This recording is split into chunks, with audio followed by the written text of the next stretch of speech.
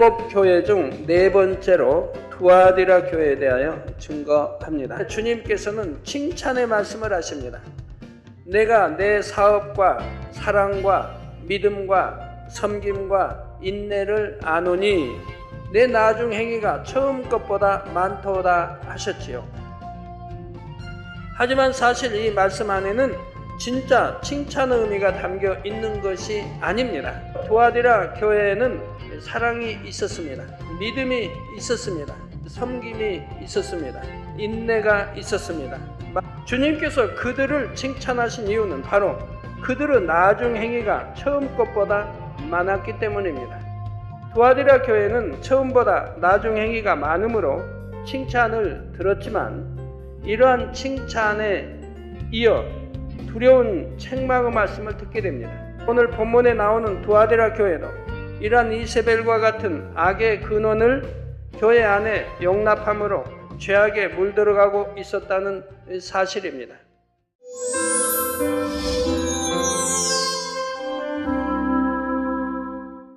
사랑하는 성도 여러분, 시청자 여러분, 오늘은 일곱 교회 중 네 번째로 두아디라 교회에 대하여 증거합니다. 당시 두아디라는 군사와 교통의 요지로 공업 및 상업이 번창했고 여러 가지 산업마다 노동조합이 있었습니다. 염색조합, 직조조합, 제빵조합, 도기조합, 제역조합, 대장장이 조합 등 이러한 노동조합은 두아디라 사람들의 생활에 밀접하게 관련이 있어서 자신의 업종과 관련된 노동조합에 가입하지 않으면 생계에 지장이 있는 상황이었지요.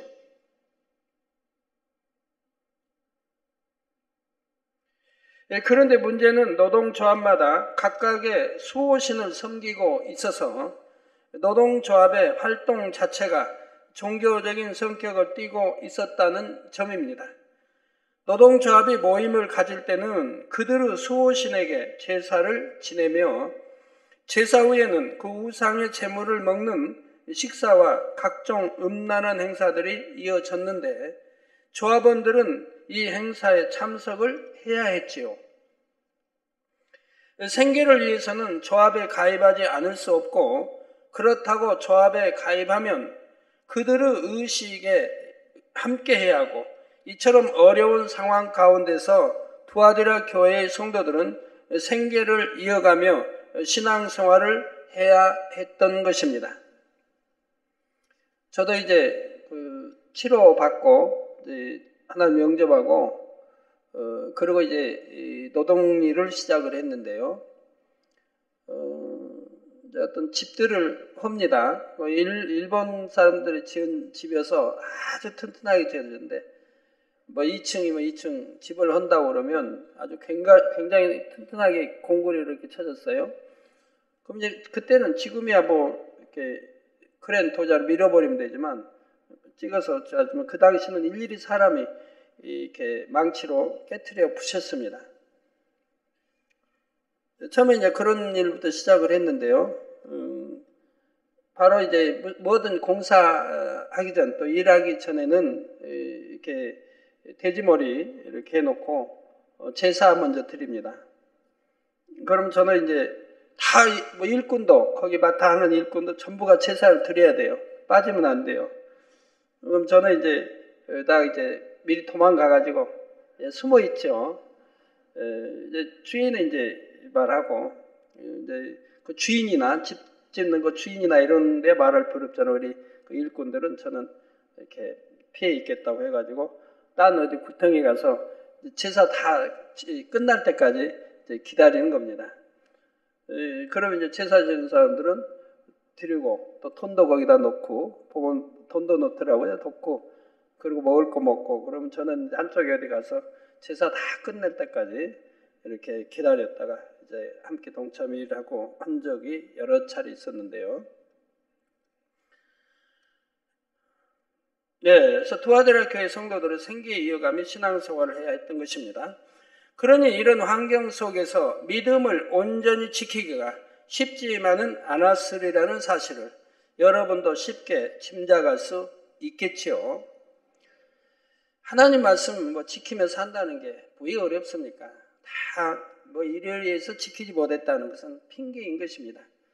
저도 보면 그런 저런 입장들을 여러 번 겪어봤지만, 다 내가 신앙대로 내 신앙이 돼서 이를 하겠다고 하면 누가 못하게 합니까? 다 피할 길을 주시고 이해해 주고 다 이렇게 했지, 안 된다고 꼭 참여해서 제사 드려야 한다고 하는 그런 사람들은 없는 거 봅니다. 다 이해해 주고 또 피할 길 피하게 하고 하는 것도 다 볼 수 있는데요. 근데 많은 사람들이 보면 그렇게 핑계를 대든지 참 피하기 어려워서 이렇게 짝한 것처럼 그런 경우 있는데, 하나님 앞에 무슨 이유가 있습니까? 오늘날의 성도들 중에도 보면 세상 사람들과 더불어 세상 가운데 살면서 믿음을 지키는 것이 힘들다 말하는 경우도 있고, 하나님을 믿는다고 말은 하지만 세상과 타협해서 세상 사람들의 삶의 방식대로 살아가는 사람들도 많습니다. 그렇다면 주님께서는 이런 상황 가운데서 신앙생활하는 사람들에게 무엇이라 말씀하실까요? 지금부터 주님께서 두아디라 교회에 보내신 편지를 통해 살펴보도록 하겠습니다. 먼저 본문 18절에 보면 두아디라 교회의 사자에게 편지하신 분, 곧 우리 주님의 형상을 설명하고 있습니다. 그 눈이 불꽃 같고 그 발이 빛난 주석과 같은 하나님의 아들이라 하셨지요. 요한계시록 1장에서도 설명했지만 주님의 눈이 불꽃 같다는 것은 모든 어둠을 환하게 밝혀주며 따사로움을 느끼게 해준다는 의미입니다. 이와 동시에 이 불꽃은 모든 죄악을 태워버리는 불꽃이기도 하며 각 사람의 마음을 감찰하여 진리와 비진리를 밝히 분별하는 불꽃이기도 하지요. 주님께서는 이처럼 불꽃 같은 눈동자로 하나님의 자녀들을 원수마귀 사단으로부터 지키시며 또한 각 사람의 마음과 뜻과 생각도 감찰하십니다. 본문 23절에도 나는 사람의 뜻과 마음을 살피는 자인 줄 알지라. 내가 너희 각 사람의 행위대로 갚아주리라 하신 말씀처럼 모든 것을 감찰하시고 심판하시는 주님은 작은 것 하나라도 놓치지 않으시며 한치의 실수도 없이 정확하신 분이시지요. 이러한 주님을 가리켜 그 눈이 불꽃 같아 말씀하시는 것입니다. 다음으로 주님의 발을 빛난 주석 같다고 했는데 계시록 1장 15절에도 보면 그의 발은 풀무에 단련한 빛난 주석 같고 했습니다. 풀무를 사용하여 금은 주석 등을 높은 온도로 가열하면 그 안에 섞여 있던 불순물이 제거되지요. 그래서 금속의 순도가 더 높아지는 만큼 단련하기 전의 상태보다 가치가 더해지고 그 빛도 더욱 빛나고 아름답게 됩니다. 바로 우리 주님의 발이 이렇게 단련된 주석같이 깨끗하고 순결하며 빛난다는 말이지요. 발은 사람의 몸에서도 가장 더러운 곳이라 할 수가 있습니다. 신발을 신었다고 해도 결국 그 발로 온갖 더러운 것을 밟게 되고 오늘날과 같은 신발이 나오기 전까지는 아무리 신발을 신었다고 해도 발은 가장 쉽게 더러워지는 부위였지요. 따라서 발은 영적으로 가장 더러운 것을 나타냅니다. 출애굽기 3장 5절에 보면 하나님께서 모세 선지자를 부르실 때도 이리로 가까이 하지 말라. 너의 선 곳은 거룩한 땅이니 내 발에서 신을 벗으라 말씀하시는 것을 볼 수가 있지요. 하나님 앞에 나가기 위해서는 온갖 오물이 묻은 신발을 벗는 것처럼 먼저 세상 죄악에 물들었던 모든 것을 벗어버려야 한다는 의미입니다. 거지 바디메오도 우리 주님 앞에 나갈 때 겉옷을 벗어 버리지 않습니까? 예, 거지의 겉옷은 온갖 때와 오물과 더러움이 다 묻어 있는 겁니다. 주님 앞에 나가려고 하니까 또 거지는 그 겉옷이 굉장히 중요합니다. 옷이 뭐 몇 벌씩 있는 것도 아니고 그게 추위도 지켜주고 또 밤에는 이불이 되기도 하고 이렇게 중요한 거예요. 그러나 주님 앞에 나갈 때 냄새나고 더러운 옷을 입고 갈 수 없으니 그것을 벗어던지고 주님 앞에 나가는 것을 볼 수가 있습니다. 그런 마음을 지녔다 이 말입니다. 그러니까 응답 받는다 이 말입니다. 그런 선한 마음을 지녔기에 바로 소경이 눈을 뜨는 이런 응답을 받게 되는 거죠. 예, 물론 모든 죄는 마음에서부터 나오는 것이며 제일 더러운 것도 결국은 마음이지만 성경에서는 우리가 이해하기 쉽도록 육적으로 제일 더러워지기 쉬운 발에 비유하여 표현하신 것이지요. 사람에게 있어서 발은 이렇게 더러워지기 쉬운 부분이지만 온전하시고 거룩하신 우리 주님께서는 발조차도 빛난 주석과 같이 깨끗하며 순결하시다는 사실입니다. 그런데 투아디라 교회의 성도들에게 우리 주님의 모습을 이처럼 눈이 불꽃 같고 발이 빛난 주석 같다 말씀하고 계신 것은 그들에게 우리 주님의 영광과 위엄이 어떠한지를 다시 한번 깨우쳐 주시려는 것입니다. 하나님의 아들로서 만물을 심판하시며 지극히 거룩하고 영화로우신 주님께서는 전지전능하신 창조주 하나님과 근본 하나이십니다. 사람을 비롯한 어떤 피조물이나 사람이 만들어낸 어떤 우상과도 비교할 수 없는 지극한 영광을 가진 분이시지요. 바로 불꽃 같은 눈과 빛난 주석 같은 발을 가지신 주님의 모습을 통해 이처럼 영광스럽고 어미하신 주님을 표현한 것이며 따라서 우리가 경배하고 섬겨야 할 분도 오직 주님뿐임을 말씀하고 있다는 사실입니다. 이어지는 19절에 주님께서는 칭찬의 말씀을 하십니다. 내가 내 사업과 사랑과 믿음과 섬김과 인내를 아노니 내 나중 행위가 처음 것보다 많도다 하셨지요. 하지만 사실 이 말씀 안에는 진짜 칭찬의 의미가 담겨 있는 것이 아닙니다. 겉으로 보여지는 모습만을 볼 때는 칭찬받을 만한 모습이라 할 수 있지만 정말 중요한 것은 마음이며 참 믿음을 가지고 행하는 모습이지요. 여기에 대해서는 나중에 다시 설명을 드리도록 하고 일단은 본문에 담긴 일반적인 의미에 대해 살펴보도록 하겠습니다. 먼저 사업에 대해 칭찬을 받았는데 이는 세상에서 이윤을 추구하는 육적인 사업이 아니라 주 안에서의 사업을 말씀합니다. 하나님의 나라를 위한 사업을 말씀하는 것이고 영혼 구원과 관련된 모든 일들을 통틀어 주 안에서의 사업이라 말할 수 있지요. 예를 들어 영혼 구원을 위해 전도하고 신방하고 선교 활동을 벌이는 것, 구제하는 것, 그리고 여러 가지 사명을 맡아 충성, 봉사하는 것 등이 다 포함되는 것입니다. 그런데 한 가지 당부드릴 것은 혹여라도 교회 안에서는 세상적인 사업과 관련된 일이 있어서는 안 된다는 점입니다. 교회가 세워진 목적은 오직 영혼 구원과 하나님의 나라를 위한 것이므로 교회의 이름으로 어떤 사업을 이루어 세상 유익을 도모하는 일은 결코 허용해서는 안 되지요. 겉으로는 하나님의 나라를 위한다는 명목으로 이런저런 사업을 벌이는 사람도 있지만 대부분 그 속에 감춰진 진짜 목적은 자기 개인의 유익을 위한 것이기에 교회 안에서는 세상과 관련된 사업이 있어서는 안 됩니다.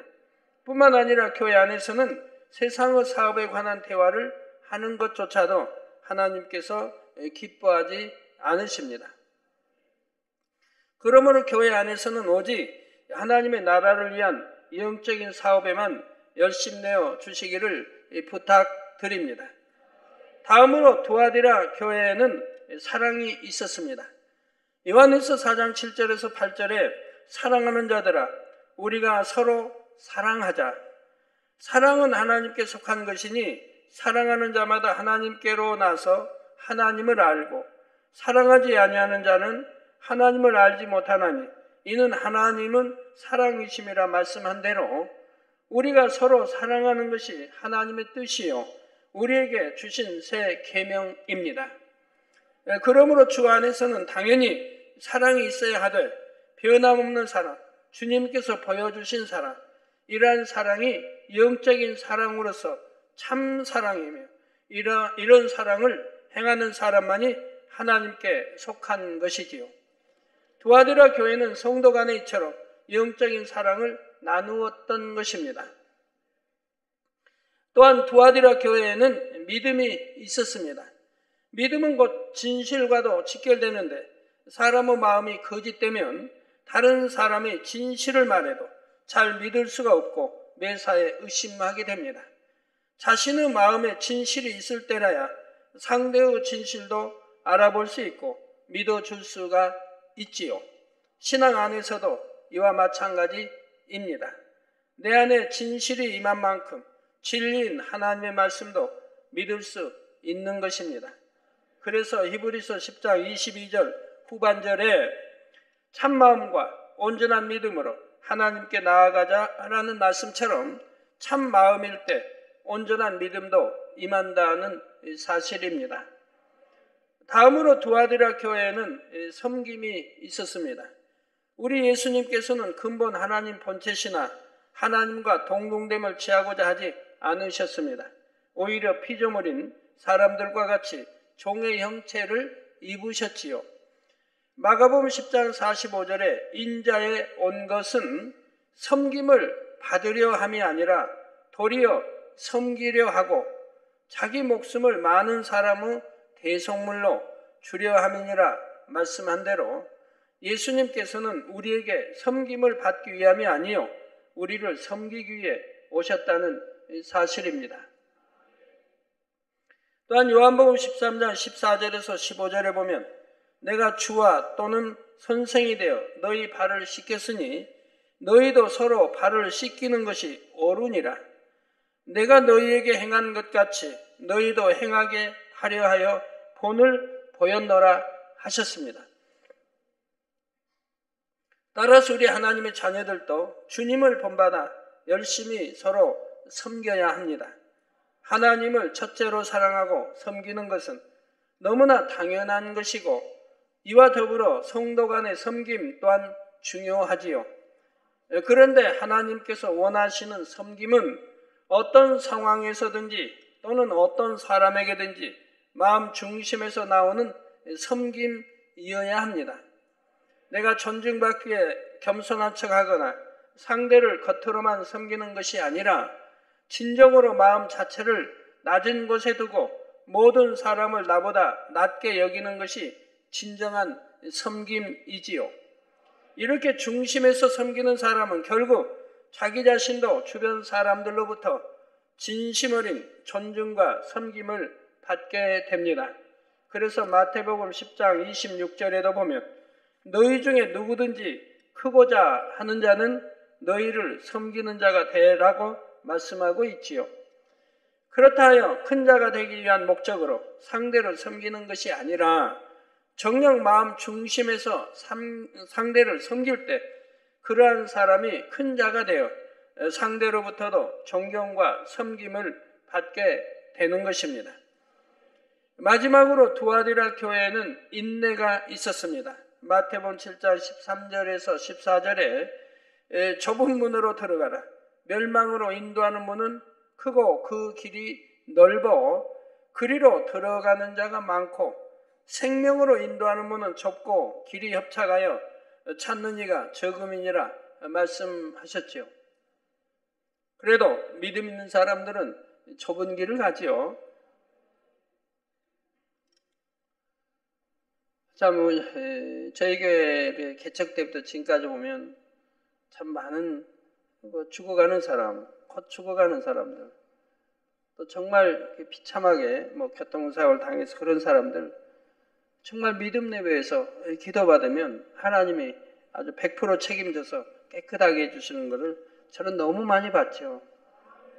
전에 김상태 목사님 따님 김자애도 참 그 천리길을 마산에서 참 곧 죽을 그런 상황에도 강원도 제가 교육 장소까지 믿음 가지고 어머님이 할머님이 데리고 왔을 때 차 안에서도 몇 번 참 죽을 고비를 넘기고 간신히 왔죠.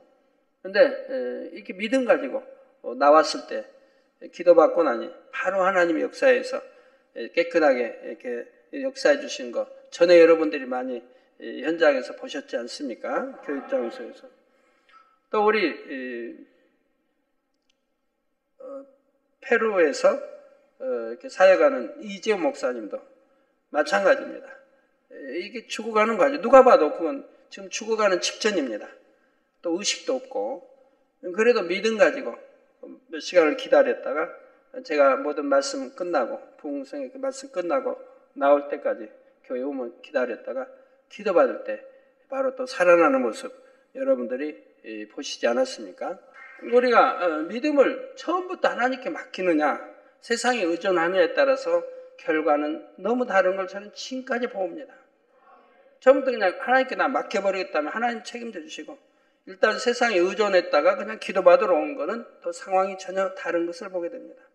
저도 전에 한번 말씀드렸죠. 수년 전에 무릎을 사정없이 쇠 파이프에다가 찍어버린 적이 있습니다.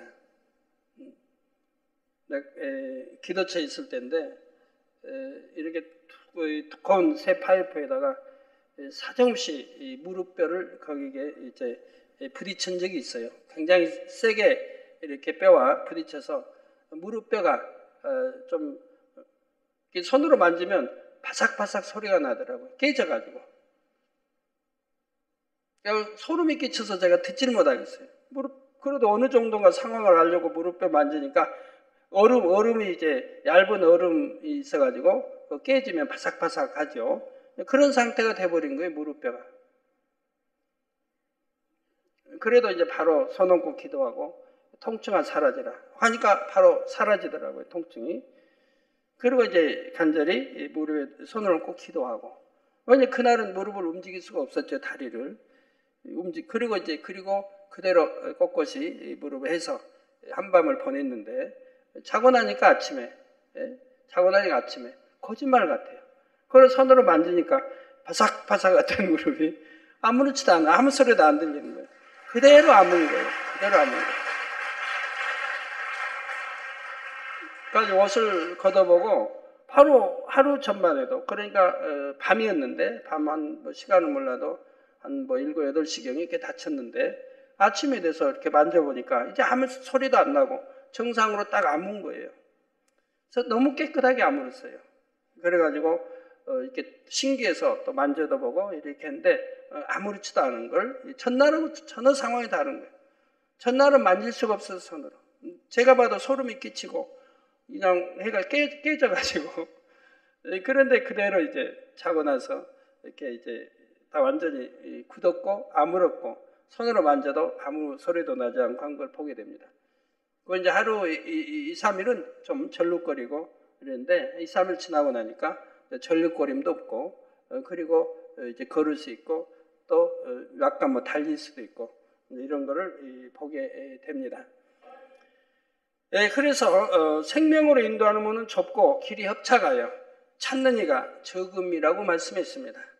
우리가 가는 천국 길은 좁은 길이기 때문에 이 길을 가기 위해서는 많은 인내가 필요합니다.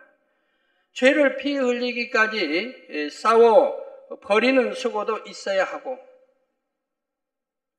영혼들을 위해 하나님의 나라를 위해 기도하고 금식하고 충성하며 주님의 이름으로 애매히 고난당할 때에도 있습니다. 아직 믿음이 연약할 때는 이런 일들이 힘들다고 생각될 수도 있고 쉬고 싶다는 마음이 들 때도 있지요. 그러나 로마서 8장 18절에 생각한데 현재의 고난은 장차 우리에게 나타날 영광과 좋게 비교할 수 없도다 하신 말씀처럼 이 모든 것을 인내하며 나갔을 때 그 열매가 얼마나 크다는 것을 믿기 때문에 다시 힘을 내어 좁은 길을 갈 수 있는 것입니다. 세상에서 운동선수나 학생들도 자신들이 목표한 바를 이루기 위해서는 얼마나 인내하며 수고해야 합니까? 하물며 여러분이 바라보는 천국에 대한 소망은 운동선수의 금메달이나 세상의 그 어떤 상급과도 가히 비교할 수조차 없을 만큼 영광스럽고 가치가 있다는 사실입니다. 그런데 여러분이 믿음의 반석 정도에만 서게 되면 그때부터는 사실 억지로 참고 인내하며 이 길을 가는 것이 아닙니다. 로마서 5장 3절에서 4절에 환난은 인내는 연단은 소망을 이룬다는 말씀대로 그동안 열심히 신앙생활하며 많은 인내를 쌓아온 만큼 이제는 마음속에 소망이 확고하게 자리 잡고 있으므로 어떤 상황에서도 기쁨과 감사가 넘치며 평안한 마음으로 천국을 향한 길을 갈 수가 있는 것입니다. 좁은 길을 좁다 하지 않냐고 기쁨과 행복과 감사함으로 갈 수가 있는 거죠. 믿음의 반석에 서게 되면 말입니다. 물론 믿음의 반석에 서지 않았다 할지라도 분명히 믿음이 있고 우리 하나님의 사랑이 있는 사랑을 하는 사람들은 그렇게 갈 수가 있죠. 저야 뭐 초신자 때부터 기쁘게 좁은 길을 갔으니까요. 사랑하는 성도 여러분, 지금까지 들으신 대로 두아디라 교회는 하나님의 나라를 이루는 사업과 사랑과 믿음과 섬김과 인내가 있었는데 주님께서는 두아디라 교회에 이러한 것들이 있다고 해서 칭찬하신 것이 아닙니다. 주님께서 그들을 칭찬하신 이유는 바로 그들의 나중 행위가 처음 것보다 많았기 때문입니다. 에베소 교회가 처음 사랑이 식어져서 처음 행위를 잃은 것으로 인해 주님으로부터 책망을 들었던 것과는 반대로 두아디라 교회는 오히려 날이 갈수록 처음보다 하나님 앞에 드려지는 행위가 더 깊어지고 승해졌던 것입니다. 그렇다면 과연 오늘날은 어떤 모습일까요? 많은 사람들이 처음 주님을 영접했을 때는 열심히 주님의 사업에 힘쓰지만 시간이 지나면 그 열심이 식어져 버립니다. 봉사하던 사람이 봉사를 그만두기도 하고 전도하던 사람이 전도를 게을리하기도 하며 열심히 신방하던 사람이 신방에 소홀하는 경우도 있지요. 그런데 이렇게 행함이 변질되는 것은 사실 신앙 안에서의 목표가 흐려져 버렸기 때문입니다. 기도를 쉬지 않으며 항상 성령의 충만함을 입은 사람은 마음속에 천국 새 예루살렘이라는 목표가 뚜렷하게 자리 잡고 있지요. 그렇기 때문에 힘든 일이 있어도 주저하지 않고 작은 비진리와도 타협하지 않으며 성결을 향해 철저히 자신을 지켜나갑니다. 그러나 기도를 쉰다든지 어떤 이유로든지 성령의 충만함을 잃거나 다시금 세상을 바라보았을 때는 그만큼 천국 소망이 흐려지게 되지요.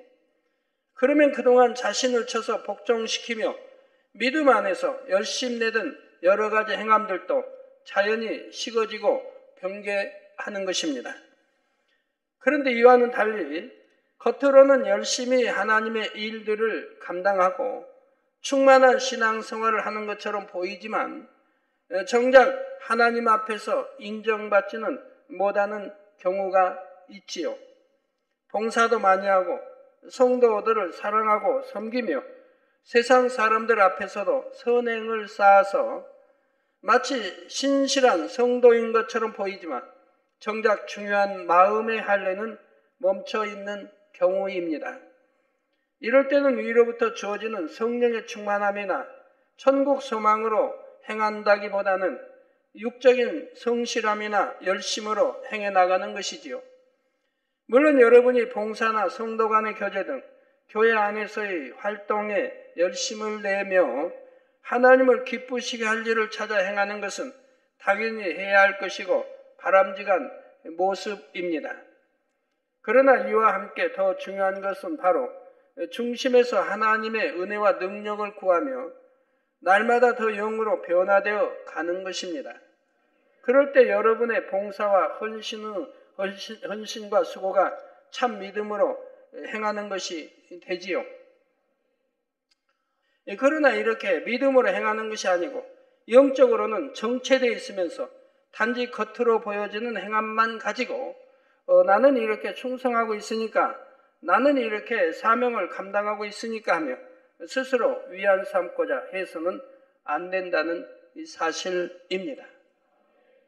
성도 여러분, 행함이 없는 믿음은 죽은 믿음이지만 믿음이 없이 행함만 있는 것도 의미가 없습니다.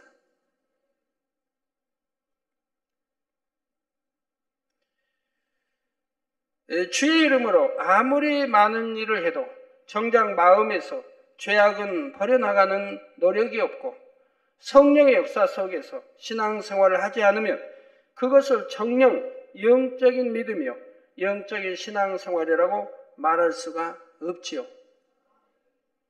어떤 분들은 참 기관장을 한다, 무슨 여러 가지 교회 사명이 있는데도 열심히 잘 하는데, 그런데 그 다음에 그만 기관장자에서 밀려났어요. 그러니까 그 다음에 이제 밀려난 그 다음 해는 그 행함이 어떤가? 열심히 꾸준히 하는 사람도 있지만 어떤 분은 기도도 안 하고 열심히 신방도 이제는 안 하고 기관장 아니지만 이미 열심히 식어버리고, 그리고 겨우 주일만, 그것도 뭐 대배만 드린다든가 이렇게 변질되어 버리는 사람도 봅니다. 그러면 전에 기관장을 하고 여러 가지 사명하고 성가들하고 했던 것들이 믿음이 없는 참이 아니었다는 것이죠. 믿음으로 하는 것이 아니라 그냥 행함만 따른, 또 남이 보기에 이런 것이 되었던 것이죠. 참 믿음이 있다면 내가 기관장을 안 하면 어떻고, 내 대신 다른 사람이 인정받아 하니 감사해야 되고 오히려 밀어주는, 그리고 거기 협조해서 밀어주는 이런 사람이 되어야지.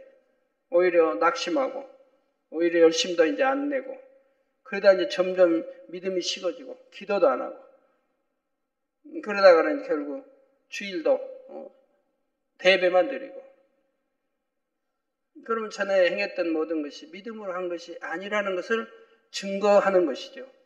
그러니 겉으로는 열심 내는 일꾼인 것 같아도 정작 자기 생각과 맞지 않는 말씀을 들으면 믿지도 못하고 순종할 수도 없습니다.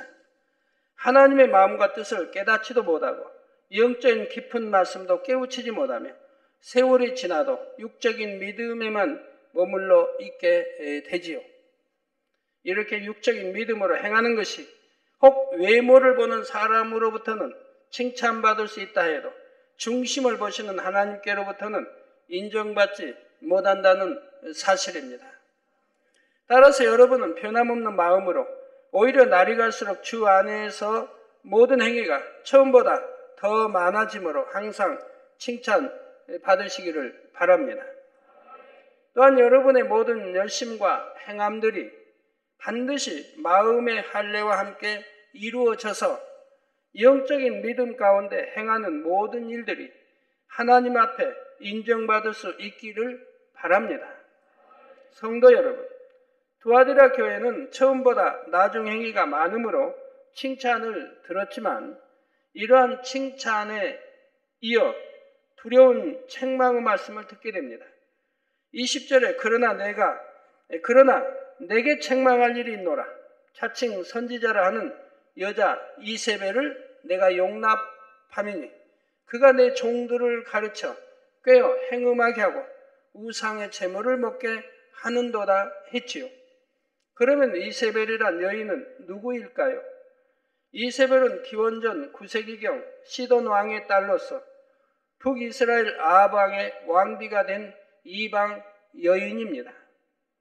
이 여인은 이스라엘로 시집을 오면서 자기 나라의 우상 신들을 이스라엘에 들여왔는데 이로 인해 아합 왕은 물론 신하와 백성들까지도 우상 숭배에 물들게 되지요. 이렇게 북이스라엘 왕국 전체를 우상 숭배와 행음으로 더럽힌 이세벨은 심지어 하나님의 선지자들을 모두 죽이려고까지 했습니다. 하나님의 사람 엘리야 선지자가 놀라운 권능으로 하늘에서 불을 끌어내리고 오랜 가뭄 속에 비를 내리기도 했지만 이세벨은 이런 기적을 보고도 회개하지 않은 채 오히려 엘리야를 죽일 생각만 했지요. 또한 이세벨은 아합 왕을 사주하여 각종 술수와 쾌계로 악을 발했습니다. 이렇게 악에 악을 쌓아간 이세벨은 결국 엘리야 선지자의 예언대로 비참한 최후를 맞습니다. 그런데 이렇게 아합 왕과 이스라엘 백성을 미혹하고 악을 행한 것은 이세벨이었지만 이세벨의 악행에 물들었던 아합과 이스라엘도 그 책임을 면할 수는 없었습니다. 결국 아합 왕도 하나님께 저주를 받아 전쟁터에서 비참한 종말을 맞았지요. 또 북이스라엘 왕국도 이세벨로 인해 많은 고난을 당해야 했는데 3년 반씩이나 가뭄이 들었던 것도 그들이 이세벨의 음행에 물들므로 하나님께서 이스라엘을 외면하셨기 때문입니다. 그런데 오늘 본문에 나오는 두아디라 교회도 이러한 이세벨과 같은 악의 근원을 교회 안에 용납함으로 죄악에 물들어가고 있었다는 사실입니다. 그러면 두아디라 교회가 이세벨을 용납하여 악에 물들었다는 것은 어떠한 의미인지, 그리고 그들이 주님으로부터 어떠한 경고의 말씀을 들었는지에 대해서는 다음 시간에 이어서 증거하겠습니다. 사랑하는 성도 여러분, 고린도후서 6장 14절에서 16절에 보면 너희는 믿지 않는 자와 멍에를 같이 하지 말라. 의와 불법이 어찌 함께하며 빛과 어두움이 어찌 사귀며 그리스도와 벨리알이 어찌 조화되며 믿는 자와 믿지 않는 자가 어찌 상관하며 하나님의 성전과 우상이 어찌 일치가 되리요. 우리는 살아계신 하나님의 성전이라. 이와 같이 하나님께서 가라사대 내가 저희 가운데 거하며 두루 행하여 나는 저희 하나님이 되고 저희는 나의 백성이 되리라 하셨느니라 말씀합니다. 이 밖에도 성경 곳곳에 보면 하나님께서는 하나님의 자녀들이 악인과 연합하면 안 된다고 누누이 경계하고 계시지요. 더욱이 교회 안에 세상 풍조를 끌어들이는 일이나 비진리로 성도들을 미혹하는 일들은 결코 용납해서는 안 되는 것입니다. 또한 성도 개인의 삶에 있어서도 결혼이든 사업이든 어떤 면에서든지 하나님을 대적하는 사람과 연합하게 되면 그만큼 자신에게도 시험과 환난의 연단이 따르지요. 여러분이 아무리 열심을 낸다 해도 여러분과 연결된 사람이 하나님의 뜻과 반대로 가는 사람이라면 자칫 여러분의 믿음도 회방을 받으며 세상의 미혹에 물들어갈 수가 있기 때문입니다.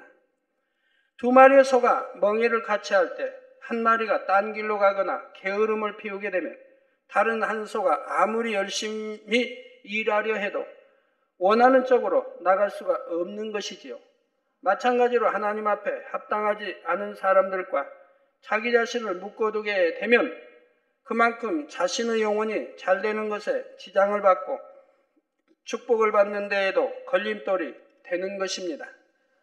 그렇다 하여 직장에서나 가정에서나 주를 믿지 않는 사람들을 무조건 배척하라는 의미는 아니지만 혹여 이세벨과 같은 사람을 받아들이고 그들과 연합하는 누를 범해서는 안 되지요.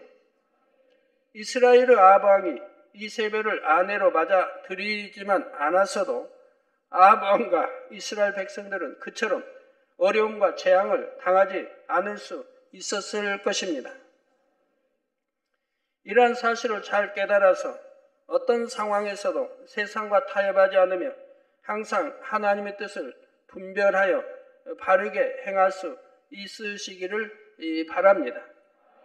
오직 같은 천국 소망을 가진 믿음의 형제들과 연합하여 서로가 서로에게 힘과 위로를 나누며 새 예루살렘까지 힘차게 달려가는 여러분 모두가 되시기를 주님의 이름으로 축원합니다.